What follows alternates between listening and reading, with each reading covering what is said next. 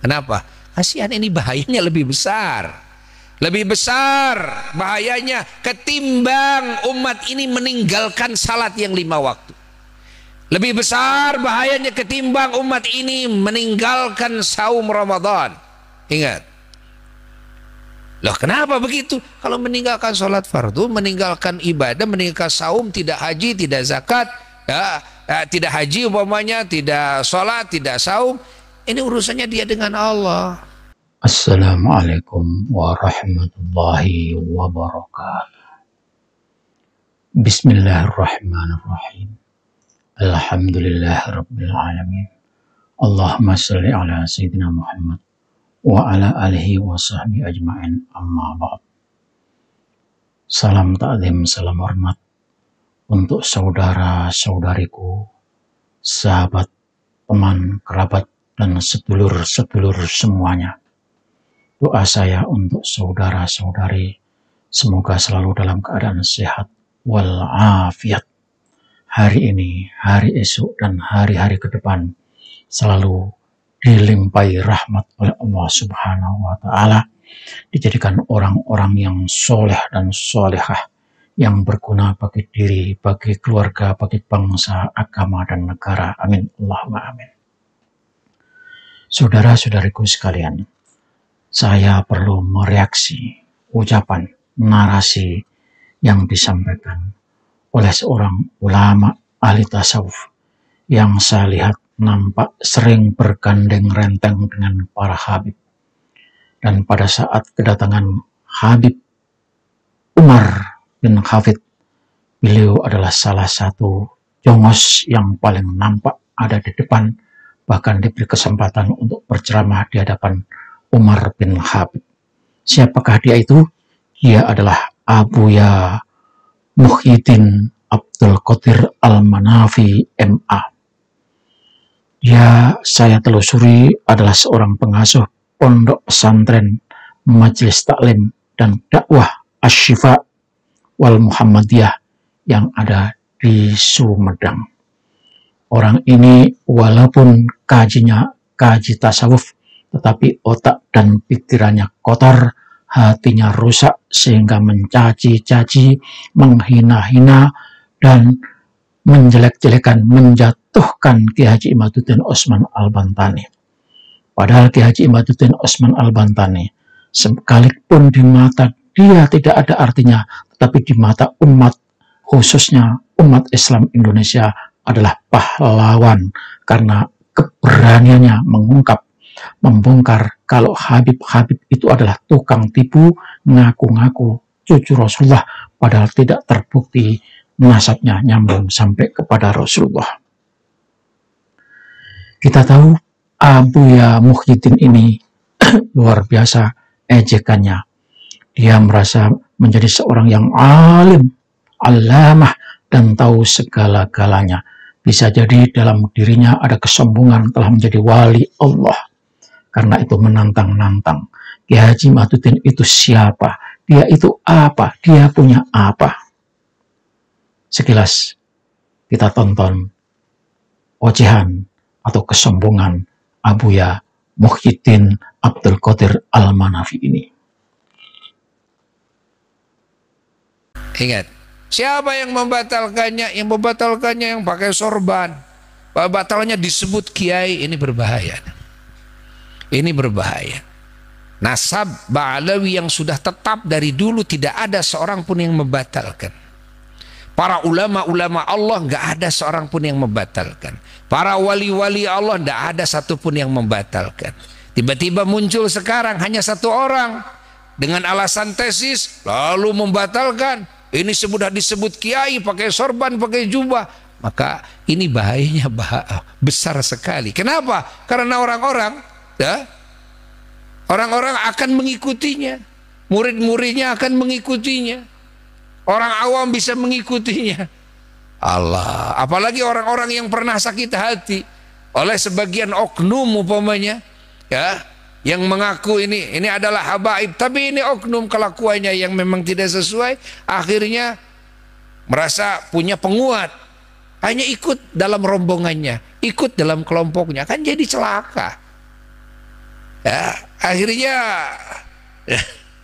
dia berbuat sesukanya. Kalau orang awam kalau ngomong dan berbuat, dia tidak ngukur agama, tidak ngukur salah dan benar. Dia tidak berkaidahkan Quran dan Sunnah. Akhirnya menyebar luas. Apa? Fitnah. Ghibah. Kenapa terjadi seperti ini? Siapa ini, gitu kan? Ini ada orang-orang yang awam, ya. Ini orang-orang yang awam, Muslim, tapi Muslim yang awam. Ingat, Allah. Akhirnya dia berkata tanpa kaidah-kaidah syara. Ya. Dia bikin makalah tanpa kaidah-kaidah syara. Ingat, dia berbuat tanpa kaidah-kaidah syara. Ini gara-gara apa? Gara-gara terplesetnya seorang alim. Ini berbahaya sekali. Kan? Berbahaya sekali. Makanya Buya ya terus akan menyuarakan kepada umat, akan menyuarakan. Ingat, menyuarakan kebenaran ini. Ingat, kalau bagi orang awam gampang saja ukurannya. Jangan tesis si A, jangan. Ya, yang tidak tahu motifnya apa, jangan.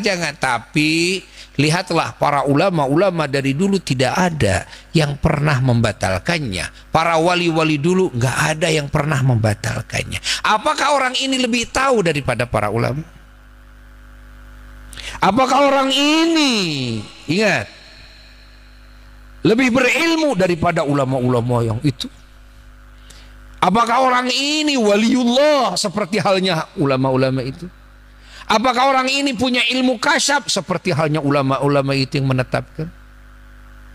Catat, jadi cukup kita bagi umat Islam dalilnya seperti itu, jangan didengar. Dalil itu, dalil ini, hanya dalil saja, jangan didengar. Jangan didengar. Ini celaka. Ini celaka, ini terplesetnya seorang yang alim. Ingat, dia punya murid, dia punya jemaah, dia punya simpatisan. Bahaya. Bahaya ini, bahaya. Ya, bahaya. Ini harus diluruskan ini umat, harus cepat dijagain ini umat agar umat ini tidak ikut celaka semuanya. Ya. Buya memberanikan diri. Buya memberanikan diri untuk ini. Kenapa? Kasihan, ini bahayanya lebih besar. Lebih besar bahayanya ketimbang umat ini meninggalkan salat yang 5 waktu. Lebih besar bahayanya ketimbang umat ini meninggalkan saum Ramadan. Ingat. Saudara, kalau kita perhatikan apa yang diucapkan, rupanya Abuya Muhyiddin ini lebih Habib daripada Habib. Karena tidak ada Habib yang ada di Indonesia ini sejorok itu omongannya. Dia mungkin lebih dendam daripada Habib, karena Habib tidak ada yang mengucapkan kata-kata dan kalimat-kalimat itu. Dia lebih jengkel daripada Habib, karena tidak ada Habib yang jengkel seperti apa yang dijengkelkan oleh Abuya Muhyiddin ini. Saudara, apa yang diucapkan? Katanya, tak ada ulama dari dulu yang membatalkan nasab Ba'alawi. Saya jawab, tidak usah orang lain. Memang tidak ada yang membatalkan, karena memang dari dulu mereka tidak pernah mengesahkan dan mereka tidak pernah tahu, karena mereka hanya husnudzon. Jadi tidak pernah ada yang membatalkan. Memang. Kata dia juga, wali-wali Allah zaman dulu juga tidak ada yang membatalkan. Tidak ada wali Allah yang ngurusi nasab. Wali Allah itu hubungan dirinya dengan Allah Subhanahu wa Ta'ala. Ngapain ngurusin nasab? Dan kalau toh dia terjebak ikut ngaku-ngaku sebagai Habib, saya yakin semata-mata mereka tidak tahu, karena mereka ditipu oleh kakeknya dulu, Ali Sakron. Jadi Habib-Habib itu hanya mewarisi gelar yang diberikan oleh kakeknya. Maka tanpa memikirkan apakah dirinya keturunan Rasulullah atau tidak, karena ibadahnya, takarrubnya, pengabdiannya, diangkatlah wali Allah. Jadi wali Allah. Maka tidak ada urusan wali Allah dengan nasab. Abuya Muhyiddin menyebutkan tulisan Kiai Haji Imaduddin Osman Al-Bantani adalah membahayakan bagi umat. Bahaya yang mana? Justru tulisan Kiai Haji Imaduddin Osman Al-Bantani adalah mencerahkan umat Islam Indonesia dan umat Islam sedunia. Abuya harus tahu, Abuya harus sadar, 90% warga Nahdlatul Ulama telah sadar kalau Habib-Habib itu selama ini menipu, ngaku-ngaku sebagai cucu Rasul.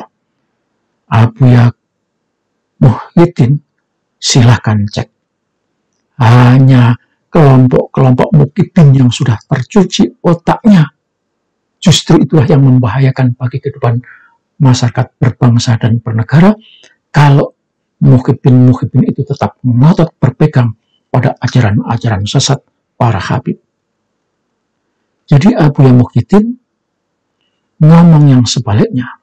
Tulisan Kiai Haji Imaduddin Osman Al-Bantani itu bermanfaat, menggugah, membangkitkan, menghidupkan para santri, menghidupkan remaja, menghidupkan manusia agar belajar dan mau membaca kembali.